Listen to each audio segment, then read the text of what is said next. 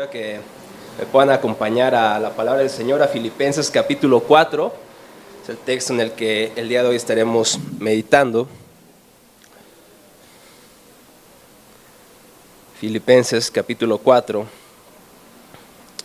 de los versículos 4 al 7. Filipenses 4, versículos 4 al 7. Dice la palabra del Señor de esta manera: Alégrense siempre en el Señor. Insisto, alégrense. Que su amabilidad sea evidente a todos. El Señor está cerca. No se inquieten por nada, más bien en toda ocasión, con oración y ruego, presenten sus peticiones a Dios y denle gracias. Y la paz de Dios, que sobrepasa todo entendimiento, cuidará sus corazones y sus pensamientos en Cristo Jesús. Oremos, mis hermanos. Señor, gracias por tu palabra. Gracias porque hoy podemos estar con tu iglesia adorando juntos, recordando el glorioso evangelio, Señor, que nos ha cautivado, que nos ha transformado y nos sigue transformando, Señor. Gracias porque nosotros somos incompetentes para poder vivir conforme a lo que creemos, Señor, si no fuera por la obra de tu Santo y Divino Espíritu. Que esta mañana podamos recordar las grandes verdades del evangelio, que esta mañana podamos recordar quiénes somos en ti, Señor, para seguir siendo transformados. Aquí estamos, Señor, necesitamos de ti, Señor. Abre nuestro entendimiento para entender tu palabra, para abrazar tu palabra y para abrazar las verdades que tú dices sobre nosotros, Señor. Que tu Santo y Divino Espíritu transforme nuestras vidas mientras exponemos tu palabra. En Cristo Jesús nuestro Señor te pedimos esto. Amén. Amén. Mis hermanos, quiero que levanten la mano aquellos que el día de hoy estén ansiosos. Ok, hay unas manos levantadas. Pues no solemos levantar la mano con ese tipo de preguntas, ¿no? Con otras preguntas más fáciles, ¿no? Pero quisiera que imaginaras ese examen que tuviste que presentar. Ese examen que te costó tantas horas de estudio. Quiero que te imagines a punto de perder tu trabajo, en un conflicto tan fuerte con algún familiar. Tenemos que ser honestos, todos nosotros luchamos con la ansiedad, ¿no es cierto? Todos en un momento dado, la ansiedad es algo que nos aprisiona muchas veces. Y fíjense cómo una psiquiatra, la doctora Gabriela Becerra de Meneses, ella dice, es una investigadora de la Universidad Federal de Río de Janeiro, ella define la ansiedad como un sentimiento difuso de malestar, un sentimiento desagradable de aprensión que muchas veces se acompaña de tensión, anticipación de escenarios de riesgo, muchas veces poco realistas y diferentes manifestaciones físicas. Fíjense lo que es la ansiedad. Puede provocar preocupación constante, excesiva, palpitaciones, sudoración, temblores, estar irritables. Y así que no le eches la culpa a tu esposo, a tu esposa. Estás irritable porque muchas veces estamos ansiosos. Pero también hay manifestaciones físicas. Puede ser, como he dicho, sudoración, dificultad para respirar, estar mareados, sentir hormigueos, hasta vómito. Todos hemos en un sentido vivido lo que es la ansiedad. Todo el mundo vive esto. Pero los cristianos, nosotros no, ¿verdad? Puras canciones de victoria y de júbilo. La verdad es que nosotros también luchamos con la ansiedad. Pero el día de hoy tenemos una esperanza y es el texto que acabamos de leer. A este sermón le he titulado La gracia de la paz y continuamos con nuestra serie de sermones viviendo según lo que creemos. Y el día de hoy vamos a hablar a la cura a la ansiedad. ¿Cuál es la cura a la ansiedad? Y quiero que pensemos en tres ideas a lo largo de este texto. Número 1, en los versículos 4 y 5 estaremos pensando en una alegría que todos anhelamos, una alegría anhelada. En los versículos 6 vamos a hablar de una preocupación que es no esporádica, es constante. Y número 3, una paz que todos deseamos, una paz deseada, en el versículo 7. Leamos otra vez, hermanos, ahí en nuestras Biblias, el versículo 4 y 5. Para los que no traigan Biblia, como ustedes saben, lo pueden leer acá en la pantalla. Dice, siempre alégrense en el Señor, insisto, alégrense, que su amabilidad sea evidente a todos. El Señor está cerca. ¿Qué les parece este texto, hermanos?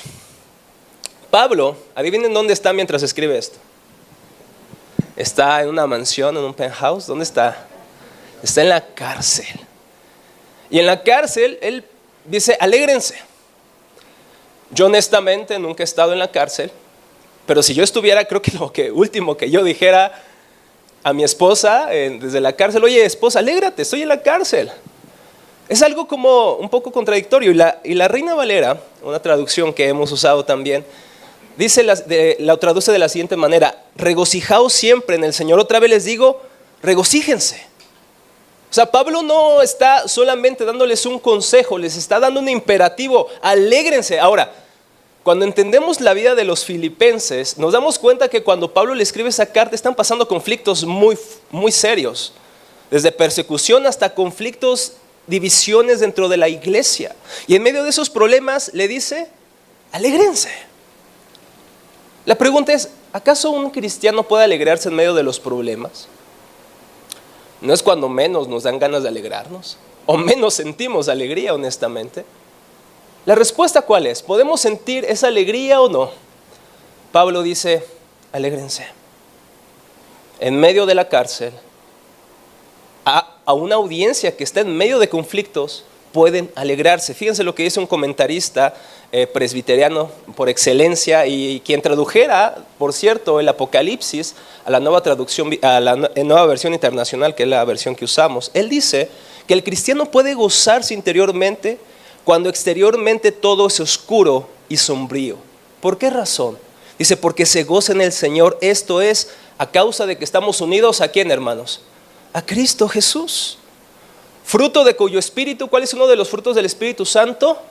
El gozo. El gozo.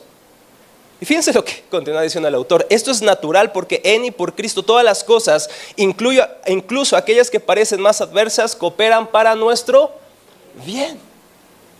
En otras palabras, la razón por la cual estos hermanos podían alegrarse es que su paz, su gozo no estaba en las circunstancias, no estaba en los problemas, sino que nuestra paz está en aquel que gobierna los problemas, aquel que gobierna todas las situaciones. Y fíjense, ¿por qué también deberían estar alegres? Pablo les dice, porque el Señor está cerca. Lo que significa es que alégrate porque tu Señor está a la puerta. Pronto viene nuestro Señor Jesucristo. Y Él restaurará todas las cosas. Eso incluye nuestros problemas, eso incluye nuestras enfermedades, eso incluye nuestra ansiedad, eso incluye nuestra preocupación. El Señor está cerca. Muchos han tenido diferentes posturas sobre los últimos días o los últimos tiempos, ¿no? Que hay premileniaristas, postmilenialistas, amilenialistas, tantas enfermedades que parece que hay, ¿verdad? Pero todos están de acuerdo en algo: el Señor vence al final. O más bien, Cristo ya ha vencido en la cruz. Pueden diferir de muchos puntos secundarios, pero esto todos estamos de acuerdo: Cristo es el Rey victorioso. Ahora tú pudieras pensar que pensar en la vida eterna, pensar en Cristo es algo que nos debería volver holgazanes, pero Pablo dice no es cierto. Después dice que su amabilidad sea evidente a todos. Es decir, pensar en la vida eterna y en el gozo que nos espera, que ya podemos experimentar en Cristo Jesús, pero que será pleno cuando Él restaure todas las cosas. Dice, este gozo en esta esperanza futura no te hace perezoso. Fíjense cómo lo pone el afamado defensor cristiano inglés y amigo del gran genio que escribió El Señor de los Anillos. Fíjense lo que dice. Si no han leído El Señor de los Anillos, hermanos, ¿qué esperan? De hecho, para los que son nuevos es parte del discipulado de la iglesia. No, no es cierto. Fíjense lo que dice C.S. Lewis. Los cristianos que más hicieron por el mundo presente fueron precisamente aquellos que pensaron más en el mundo venidero. Aquellos que pensaron más en lo eterno vivieron de una manera más productiva y efectiva en este mundo. ¿Por qué razón, hermanos? Porque sabemos que nuestra vida aquí termina después de que morimos, hermanos. Termina nuestra vida, apenas comienza. El gozo eterno apenas comienza. Y es por eso que pensar en la segunda venida de Cristo nos hace amables, porque en lugar de vivir para nosotros mismos o para nuestra propia gloria, podemos vivir para otros, sabiendo que esto no es todo lo que hay. sabiendo que hay un gozo que nos espera cuando el Señor venga. Podemos ser amables porque podemos morir a nosotros mismos. Y eso suena muy bien, ¿verdad? Pero ¿por qué podemos hacerlo? Porque la vida de Cristo está en nosotros, mis hermanos. Es por Cristo Jesús, que Él, siendo Señor y Dios, murió ¿por quiénes? ¿Por sus amigos? Por sus enemigos. Aun cuando éramos pecadores, Cristo murió por nosotros. Al contemplar esta realidad, mis hermanos, ¿acaso nosotros no podríamos mostrar amabilidad por aquellos, incluso que son nuestros enemigos? Cuando contemplamos que Cristo murió por nosotros, que no éramos sus amigos, que no le buscábamos, que no le deseábamos, sino que le rechazábamos, ¿acaso nosotros no podemos vivir siendo amables con otros? Pero no porque en sí mismos somos buenos, sino porque Él es bueno. Otra vez, C.S. Lewis nos ayuda en esto. A diferencia de Sam, yo amo mucho a C.S. Lewis, ¿no? A J.K. Chesterton. Pero fíjense lo que dice este autor. El cristiano no cree que Dios lo ama porque es bueno, sino que Dios lo hará bueno porque nos ama. No creemos que Dios nos ama porque somos buenos, pero porque Él nos ama e ha iniciado un proceso de salvación. Ya somos justificados, pero estamos siendo santificados, por eso Él nos hará buenos. Y es que por eso podemos ser amables con otros, por lo que Cristo hizo por nosotros. Ay, es que ese hermano no es tan fácil de amar. ¿Quién conoce a alguien aquí? A ver, señálalo. No, no es cierto. Todos conocemos a alguien que es complicado de amar, y puede ser el que está inmediatamente junto a ti. Pero ¿por qué podemos amar? ¿Por qué podemos ser generosos con nuestro tiempo, con nuestro dinero, con nuestra atención? Por lo que Cristo hizo por nosotros. Y ¿saben qué sucede cuando damos? Nos sentimos tristes cuando das de tu tiempo, esfuerzo, eres generoso con alguien. Te sientes mal después de eso, dices, híjole, me hubiera comprado esos tenis en lugar de invitarle a comer a ese hermano, no se lo merecía. Decimos eso, probablemente lo puedas pensar, pero normalmente, dice el apóstol Pablo en Hechos 20:35, hay más felicidad en dar que en recibir, ¿no es cierto? Sin embargo, muchas veces nuestra realidad es que solemos preocuparnos por todo de manera egoísta. Estamos ansiosos constantemente y no nos enfocamos en otro. La realidad es que nos enfocamos en nuestros propios asuntos. Y eso nos lleva a nuestro segundo punto, una preocupación constante. Quiero que veas otra vez Filipenses 4, versículo 6. Fíjense lo que dice, Filipenses 4, versículo 6.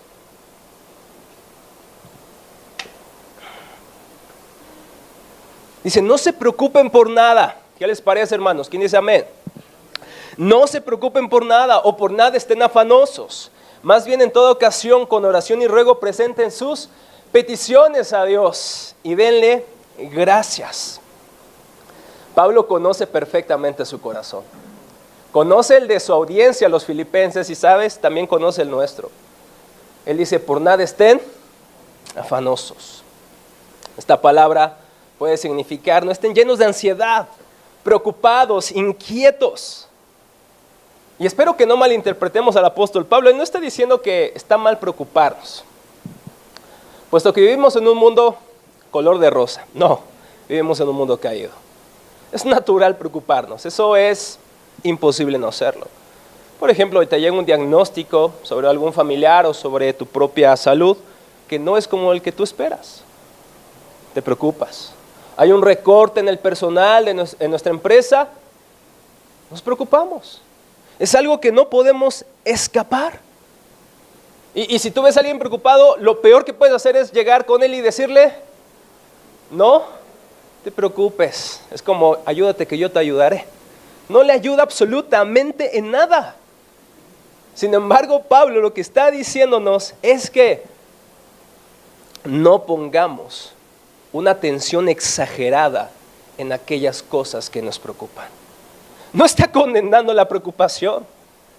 No está condenando que nos cuidemos en un país donde sabemos que hay delitos. Pero cuando pones demasiada atención en eso, cuando se vuelve lo que te controla, lo que te domina, lo que te da, por así decirlo, los límites de tu vida, qué hacer y qué no hacer, dice el apóstol Pablo, por nada estén afanosos. Todos sabemos que la fiebre es un aumento de nuestra temperatura corporal y normalmente se debe a que hay algo extraño que está pasando en nuestro cuerpo. Mis hermanos, pues Pablo dice que de la misma manera la ansiedad constante en nuestros corazones es un síntoma de que algo está pasando. ¿En dónde creen? En nuestros corazones. La ansiedad constante es un síntoma de que algo está pasando en nuestros corazones. Por eso la ansiedad, hermanos, escuchen lo que voy a decir, no está del todo mal, porque nos revela aquello en lo que estamos poniendo nuestra esperanza. Es como un diagnóstico que nos dice, estoy confiando en esto más que en Cristo. Es momento de recordar el Evangelio. ¿Cuántas veces estás ansioso al día, a la semana? Esos días son una oportunidad para que te des cuenta de lo que está controlando tu corazón. La ansiedad demuestra en qué está puesta nuestra esperanza. Examinemos un poco. ¿Por qué te preocupas tanto? ¿Qué es lo que te pone ansioso? Díganme. ¿Qué es aquello que les inquieta y les quita su tranquilidad y les roba su felicidad? A Manolo puede ser la final del América contra el Cruz Azul, ¿no? Si alguna vez llegan otra vez a estar en una final, ¿no? Pero realmente las cosas que nos ponen ansiosos son cosas como tratar de llegar al fin de mes y pagar la renta. Nuevamente, la inestabilidad de nuestros trabajos. Es que mis hijos están descarriados y eso te mantiene constantemente ansioso. Es que mi esposo no ha cambiado como quisiera. Es que mi esposa no ha sido transformada en esta área de su vida. Ahora, tener un buen empleo, tener hijos en el camino del Señor, tener un esposo transformado, ¿es algo malo? ¿Qué piensan? ¿Es algo malo desear esas cosas? Es que yo quiero que mi esposa sea como Cristo. ¿Es algo malo decir eso? Pero Pablo dice, cuidado de que pongas toda tu esperanza en tu cónyuge, en tu trabajo, en tus hijos, cuando de ellos depende tu vida. Y es que nuestros corazones, mis hermanos, suelen hacer de cosas buenas, idolatrarlas a tal grado que podemos poner en ella nuestras esperanzas. Y por eso Jesús lo sabía perfectamente, porque Él es Dios, y Él dice, no se preocupen por el comer y por el vestir. Su Padre sabe que de estas cosas tiene necesidad. Pero estas cosas tan cotidianas como comer o vestir pueden volverse nuestro Dios y sacudir todo nuestro mundo. Somos criaturas tan frágiles que aún teniendo poder, recursos, tememos que venga la desgracia. Y eso nos mantiene tensos, ansiosos.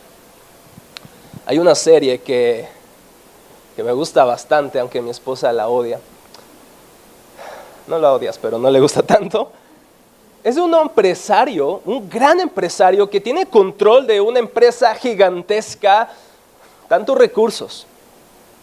Sin embargo, siempre está preocupado porque sus hijos le vayan a usurpar su lugar en la mesa.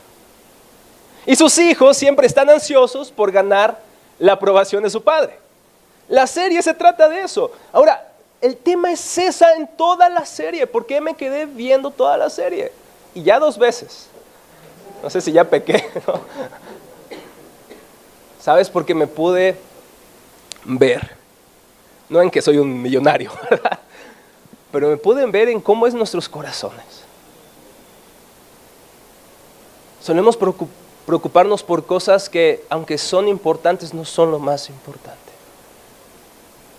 Y solemos preocuparnos por cosas que creemos que necesitamos, que deseamos, pero no son aquellas que son esenciales en nuestras vidas, pero pensamos que sí serán esenciales.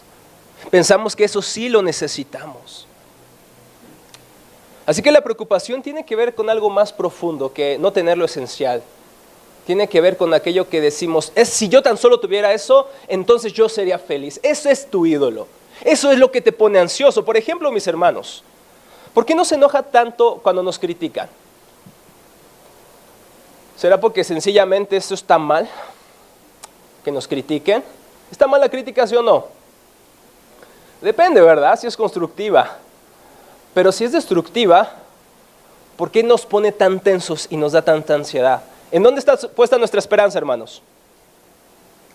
en lo que otros piensan sobre mí. ¿Está mal tener una buena reputación? No, absoluto. Pero si eso te controla, si eso te gobierna, te pondrá ansioso cuando te critiquen. Así que la ansiedad nos deja ver qué es lo que nos está dominando.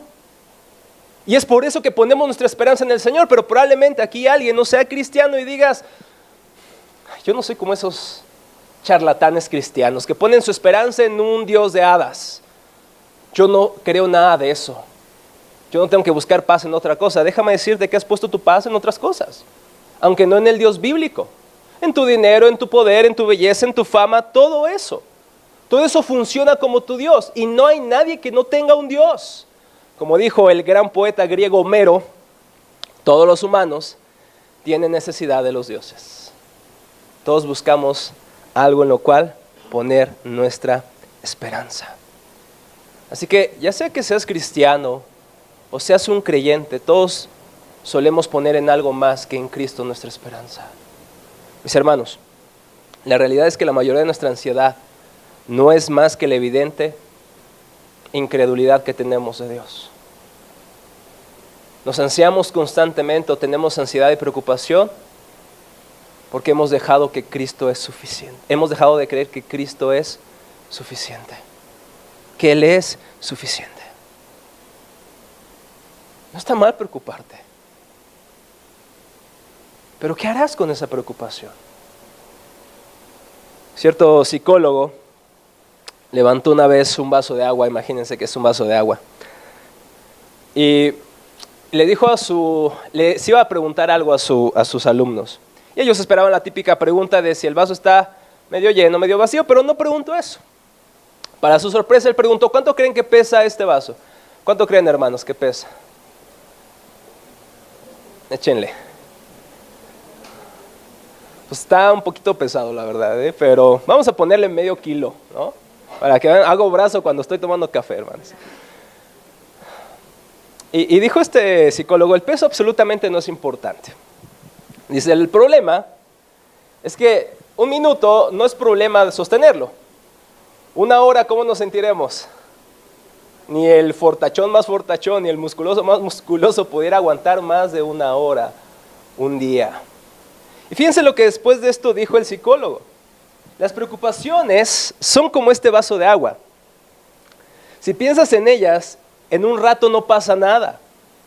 Si piensas un poco más, empieza a doler, y si piensas en ellas todo el día, acabarás sintiéndote paralizado, incapaz de hacer nada.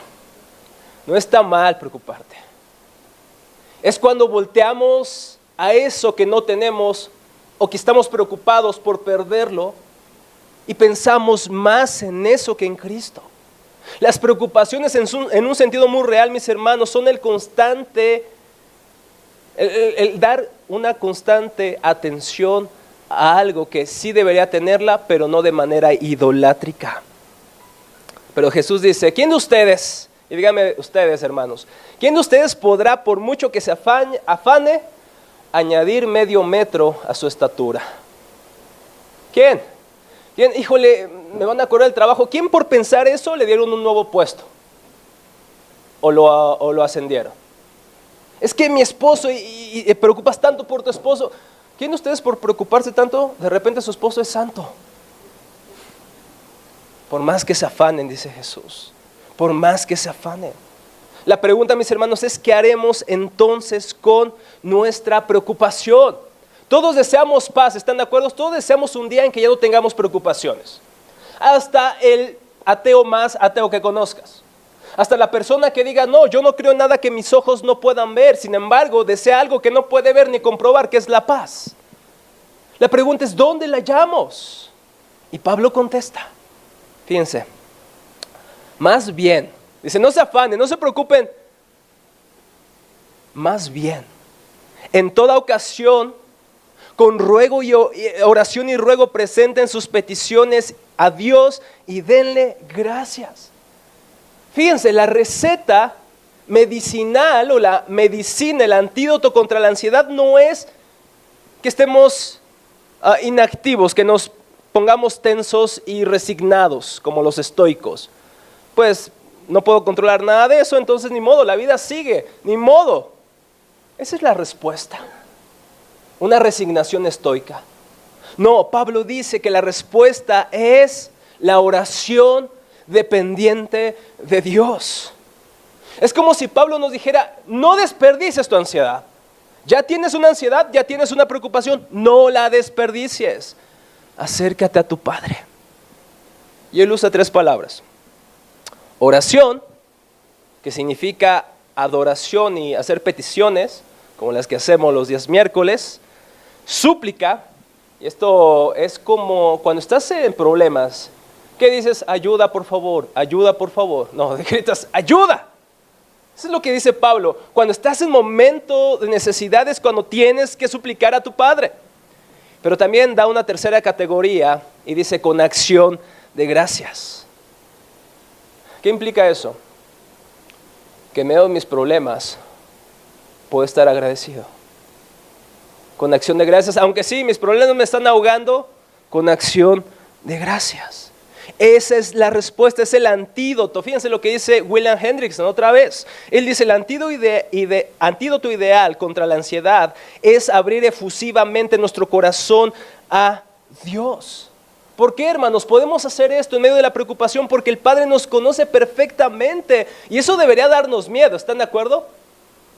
Dios nos conoce perfectamente. Pero en Cristo podemos acercarnos a nuestro Padre Celestial y rogarle, Señor, te necesitamos. Algunos nos dicen que esto es evadir la realidad. Dicen, no, los cristianos en sus preocupaciones evaden la realidad, se van a orar a un Dios mágico. ¿Realmente esto es evadir la realidad, hermanos? Es vivir en la realidad misma, puesto que hay uno que gobierna sobre todas nuestras preocupaciones, sobre todas nuestras ansiedades, sobre todos nuestros problemas. ¿Qué es aquello que te está gobernando, hermanos? ¿Qué es aquello que está tomando el control de tu corazón?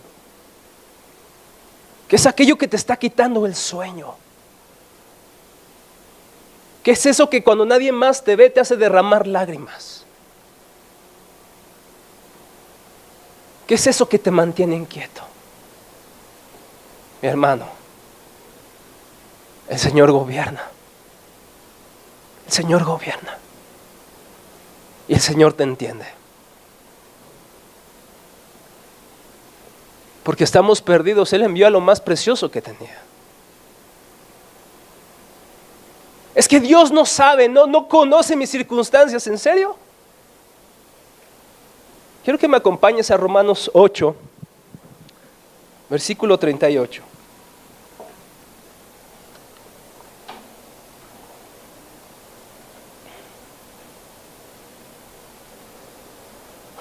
Romanos 8.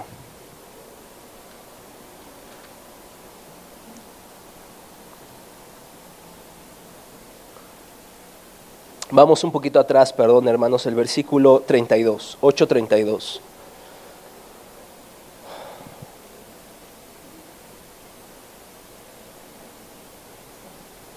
Dice así: el que no escatimó a su propio Hijo, sino que lo entregó por todos nosotros. Escucha esta pregunta, hermanos. ¿Cómo no habrá de darnos generosamente junto con Él todas las cosas? ¿Qué significa? Que si Dios dio lo más hermoso, lo más precioso, lo más preciado que Él tiene para resolver nuestro mayor problema, que no es salir de nuestras circunstancias actuales. ¿Cuál es nuestro mayor problema, hermanos? ¿Nuestra esposa, nuestro esposo, nuestro trabajo, nuestros hijos, nuestros corazones pecaminosos? Y si Dios ya entregó a lo más hermoso para lidiar lo más problemático de nuestras vidas, ¿acaso no nos va a dar con Él junto con Cristo todas las cosas? Es por eso que Pablo dice, oren, no a veces. Fíjense lo que dice Filipenses, oren en todo tiempo, en toda circunstancia. ¿Por qué, hermanos? Escuchen lo que dice Pedro en este caso. En 1 de Pedro 5:7 dice, echando toda su ansiedad sobre Él porque Él tiene cuidado de ustedes. Eso es lo que echa fuera nuestra ansiedad. que podamos ver a Cristo, porque Cristo no se ha desatendido de nosotros. Probablemente hemos pensado que Dios nos ha abandonado, pero no. Él tiene cuidado de ustedes. Es por eso que oramos. No oramos porque somos bien espirituales. Oramos porque no lo somos. No oramos porque ya somos súper santos. Es porque aún no somos santos. Oramos porque necesitamos a Cristo. Oramos porque necesitamos a Cristo. Lo necesitamos a Él. ¿Y cuál es la respuesta de todo esto, mis hermanos? Eso nos lleva al punto número 3, una paz deseada. ¿Cuál es el resultado de esta oración dependiente del Señor? Quiero que vayamos a Filipenses 4:7, a nuestro texto.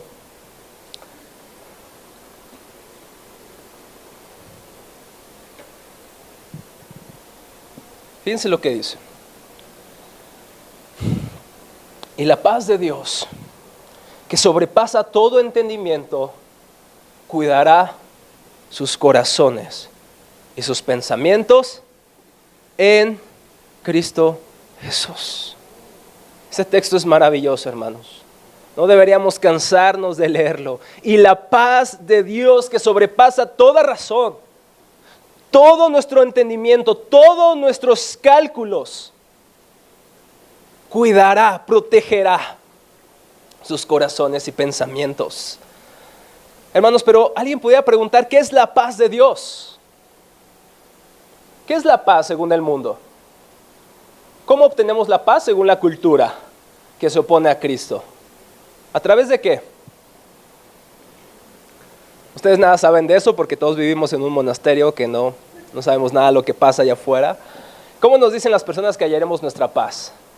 Si tan solo me caso con ese hombre, esa mujer. Si tan solo tuviera ese carro, mi vida sería mejor. Si tan solo tuviera esto o aquello. Sin embargo, la paz en este sentido no proviene de posesiones terrenales. Proviene de un contentamiento interno que Dios nos puede dar en medio de cualquier circunstancia. Y esto no es, hermanos, solamente una frase. Tú y yo tenemos al Santo y Divino Espíritu y Él es el que se encarga de derramar el amor de Dios en nuestros corazones, como lo dice Romanos 5. El día de hoy puedes experimentar esta paz. ¿Quién no la desea el día de hoy? Ahora yo les pregunto otra vez, ¿quién de todos ustedes se siente un poco ansioso por algo? Ya bajaron las manos, sorprendentemente. Espero que mientras estábamos en la predicación, nos ha llenado nuestros corazones. Pero la verdad es que podemos experimentar esto, hermanos. ¿Cómo te explicas a Pablo y a Silas? En medio de la cárcel, lo leyó Josué hace un rato. Hechos 16:16. ¿Qué estaban haciendo? Estaban llorando. Ay, Señor, ¿por qué nos abandonas? ¿Qué hicieron en medio de la cárcel? Entonces se pusieron a cantar, ¿qué? Yo digo que cantaron Castillo Fuerte nuestro Dios, aunque no haya sido escrito todavía. Precioso himno que cantamos esta mañana. En lugar de arrojarse a la preocupación, ellos se arrojaron a su Señor. Y le dieron gracias y lo adoraron. ¿Cómo puedes explicarte eso humanamente? Eso es algo inexplicable. Eso es algo sobrenatural. Ese es un fruto del Espíritu, el gozo, la paz. Eso lo podemos experimentar hoy, mis hermanos. Fíjense lo que dice Samuel Pérez Milós. La paz no significa ausencia de conflictos externos. Es el resultado de la operación del Espíritu actuando en el interior del cristiano, suprimiendo la inquietud propia de nuestro sentimiento frente a las dificultades. El Espíritu, al confirmar al creyente su condición de hijo, produce paz completa en su experiencia de la vida. Por lo tanto, la paz no es la ausencia de problemas, es la presencia de Dios en medio de esos problemas. Aunque ande en valle de sombra y de muerte, no temerá mal alguno, porque todo está bien, porque todo está tranquilo. No. ¿Qué dice, hermanos? Porque tú estás conmigo. Y lo sabía muy bien Horacio Spafford y su esposa. ¿Quién fue Horacio Spafford? Fue un hombre que era un hombre muy rico, con muchos negocios en Chicago, y todos conocen el siglo pasado el gran incendio de Chicago, que destrozó gran parte de esta hermosa ciudad del día de hoy. la ciudad más recomendada, más famosa, si lo queremos ver de esta manera, para pasar tus vacaciones, ¿no? Y Horacio, en este incendio, perdió la mayoría de sus posesiones. ¿Tú cómo te sentirías al perder todos tus negocios, todo aquello que te costó tanto tiempo? Entonces, él al perder esto, manda a su familia unas vacaciones a Inglaterra y los manda en un barco su esposa y sus hijas primero, y después él se iba a ir porque está arreglando algunas situaciones de su empleo, de su trabajo, de sus negocios. Y entonces, mientras ellas van camino a las vacaciones soñadas, su barco choca contra otro y entonces sus 3 hijas mueren, a excepción de su esposa. Su esposa es recogida por el capitán que pasa a recoger los estragos del barco y entonces su esposa le envía un fax y le puso lo siguiente: soy la única salva, pero estoy bien. Fíjense lo que dice inmediatamente: tengo paz en mi ser, gloria a Dios. ¿Cómo te explicas esas declaraciones? Perdiste a tus 3 hijas, tengo paz. ¿Quién produce eso, hermanos? Sino Dios, el Espíritu Santo. Cuando reflexionamos en la bondad que Dios ha tenido con nosotros en Cristo. Si Él entregó lo más hermoso, ¿acaso no nos dará junto con Él todas las cosas? Como la paz, como el gozo. Inmediatamente que su esposo Horacio Spafford pasa sobre el lugar en donde sus hijas murieron, el capitán le dice: mira, aquí tus hijas lamentablemente fallecieron. Entonces, él escribe un himno famoso que cantamos: estoy bien con mi Dios. Y dice lo siguiente: de paz inundada mi alma, mi senda ya esté, o cúbrala un mar de aflicción, cualquiera que sea mi suerte, diré, estoy bien con mi Dios. Necesitamos hoy a Cristo. Hoy necesitamos su paz. Y amigo que nos visitas y no conoces al Señor o no quieres nada con Cristo, ¿seguirás buscando tu paz en las cosas que puedes perder tan rápido? ¿En aquello que se te pueden arrebatar? ¿En aquello que estás buscando constantemente y aún así llegas a un punto en donde no has encontrado paz? No navegues hacia otros mares. Ven al puerto seguro de Cristo.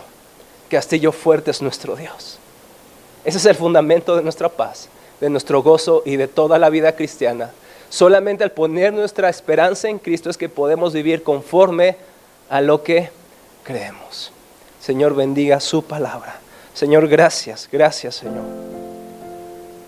Gracias por animar nuestros corazones, Señor. Y hoy te pedimos, en medio de nuestras necesidades, Señor, te las ponemos delante de ti. Aquello que nos inquieta puede ser nuestros hijos, puede ser nuestras finanzas, nuestra esposa o esposo, Señor.